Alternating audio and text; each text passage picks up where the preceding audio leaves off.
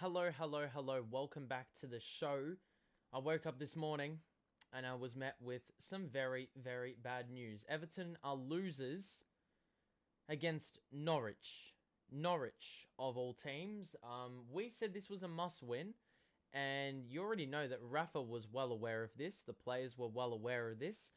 Obviously, they weren't ready to live up to the pressure and perform under pressure. Just shit, basically. Rafa's got to go.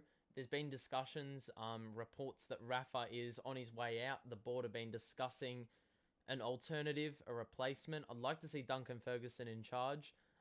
There were a couple games when he took over as a replacement for Marco Silva, where he, brought a lot of fight and passion to the club and the team, and they played for the jumper in those few games that he was in charge. So I want to see that again. I want to see what, if there's something more to that, whether he can deliver as a full-time coach. But I think for the moment, we just need to focus on this game right now. You look at the way we lost, and basically it was pretty much similar to every other time we lose. It is one of two things. We come out slow, or we basically have a lapse for 5 minutes. And that is the difference maker in the whole game. And that was the case here today in this fixture against Norwich. It would have been probably a 3 minute period of the game where first it's the Michael Keane own goal, like just a really brain dead play. And then the second goal is basically us caught napping. It pretty much wasn't even a counter-attack. Like it was a counter-attack in some respects, but it wasn't like, full breakaway. Like, we just didn't seem set defensively, which obviously, no surprises there. But the fact that there was a Norwich attacker that was just able to sneak in behind and score with such ease is just mind-boggling. I don't understand how our defense can be this shit. And look, to be honest, whether you have 5 at the back or 4 at the back, if you have the same players in those formations at the back that are making these mistakes, the mistakes are just going to keep on happening. And that is why I was so pissed off at the fact that Rafa did not try something different. You know the saying, if it ain't broke, don't fix it. Well, if shit isn't working, then you don't stick with it, right? And he's stuck with Michael Keane and Ben Godfrey for a number of games now, with absolutely no results defensively. We're always giving away goals. And I cannot recall the last time that we didn't concede once in a Premier League fixture. It would have had to have been Tottenham, and that seems like it was lives away. Like, that happened like 2019. It feels like that. But yeah, the fashion in which we conceded these goals is just ridiculous. The fact we went down to Norwich I don't think had even scored in like 6 league games. And somehow we are the team to let this happen. That just speaks volumes about how bad we are defensively. Rafa needed to make changes. He needed to have Mina in from the start. He needed to have Richarlison in from the start. But instead he waited a full 50 minutes for those two to come in when the damage was already done. And 2 goals was always going to be a tough task to come back from. Mind you, we are probably the only side that could cough up a 2-0 lead. Cough, cough, Everton, Watford earlier this season. I think that was 2-1, but you know what I'm saying. Like, it's just, it's just ridiculous. And you look at the team we rolled out. 2 in the middle was always going to be a problem. Obviously, Alan getting COVID hurt the prospects of having a midfield 3, but you still had Townsend on the bench.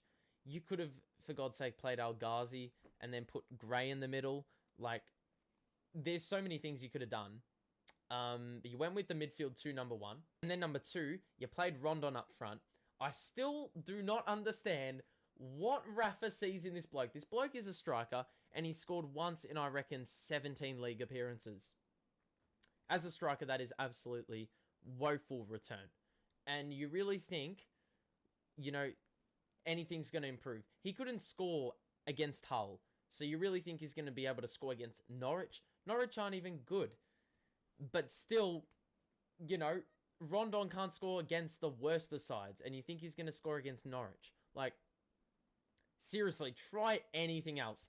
And you look at Richarlison, right? Comes into the game, probably his first touch in the whole game, and it is an overhead. It's an overhead kick, basically, somewhat a bicycle kick, pretty much a bicycle kick. Now, where in Rondon's kit bag is that? Rondon can't even take a touch for his life, and you want him to manufacture a goal like how Richarlison was able to achieve. Like, he's just asking to get sacked. And as much as people are saying, well, this was like an inside job, as, you know, as a former Liverpool manager, it was always his aim to basically contribute to Everton's downfall. Well, as much as people joke about it, honestly, I think he's done a damn good job at executing the operation, as if it wasn't blatantly obvious already. Speaking about our bench for a moment, though, I reckon our bench was way better than our starting lineup. Like, I'm not even going to cap. We had Al Ghazi on the bench. We had Gabaman on the bench. Townsend, Richarlison, Mina, Kenny. Heck, even, I mean, yeah, we had Holgate on the bench. Fuck, you could have even put Holgate in the game over Keane, and I reckon it would have made a difference. Because Keane has had some absolute stinkers this season, and I don't think he's been held accountable for his mistakes. Like, there's never a punishment. Like, Rafa basically exiled Luka Dean from the team because of his lack of commitment. But is there ever going to be a time where you hold players responsible for making mistakes and just being plain shit? Because he does that with Rondon. He doesn't punish him for being shit. He doesn't punish Michael Keane for being shit. He hasn't really done a major shake-up in the backline. Like, he hasn't tried Patterson. He hasn't tried... he didn't bring Branthwaite in. Mind you, I don't know if he was fit or not. He didn't start Mina. He didn't, you know... He could have done anything. He could have had Kenny at right back.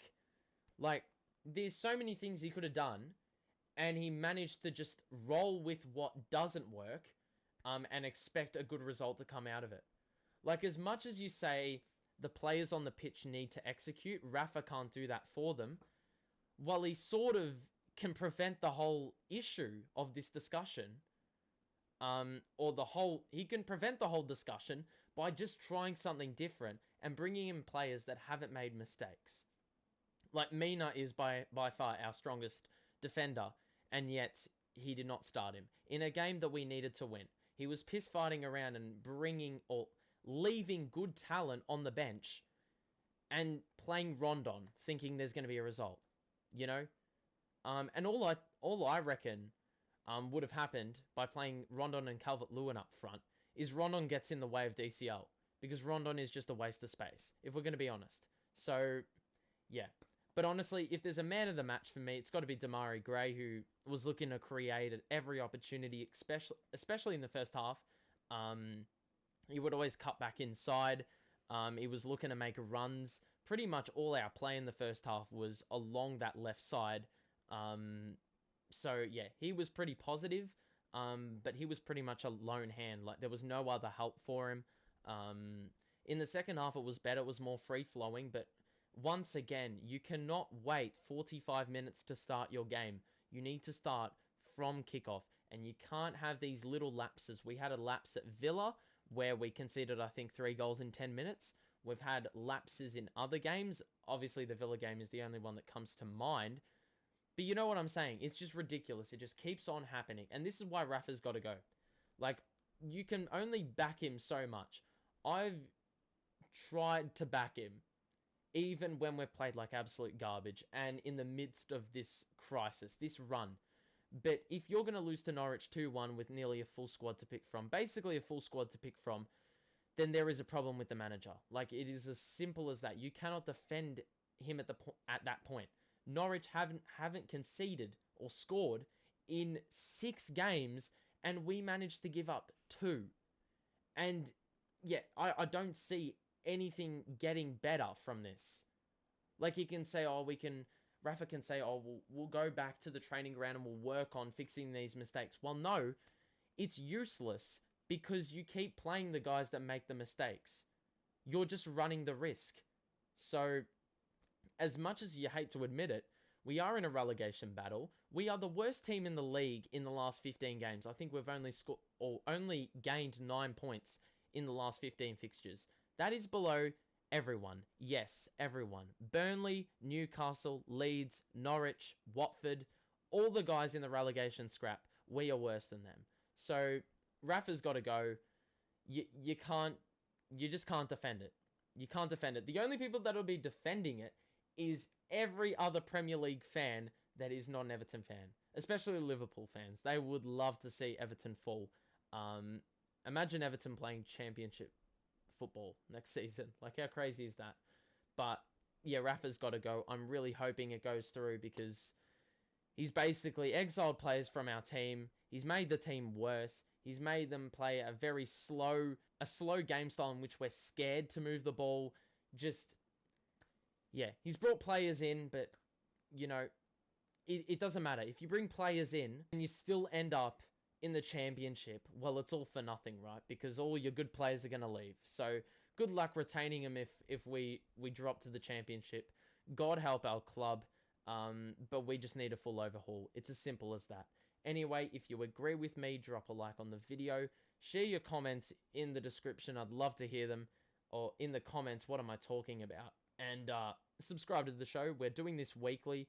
Hopefully this time next game, or next week or whatever, we have a new manager, and we're winners. I think our next game coming up is Aston Villa.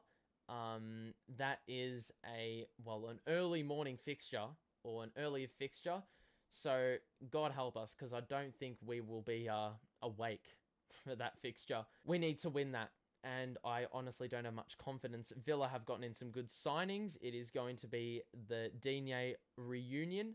Coutinho also played in that Manchester United Villa fixture, which he scored immediately, had an instant impact, and you already know that he's probably going to have the exact same, if not better impact up against us. So it doesn't look good, but we just need to pick up the 3 points. It's really that simple. It's not rocket science. Anyway, thank you for watching. Have a great day, and I will see you in the next video. Peace out.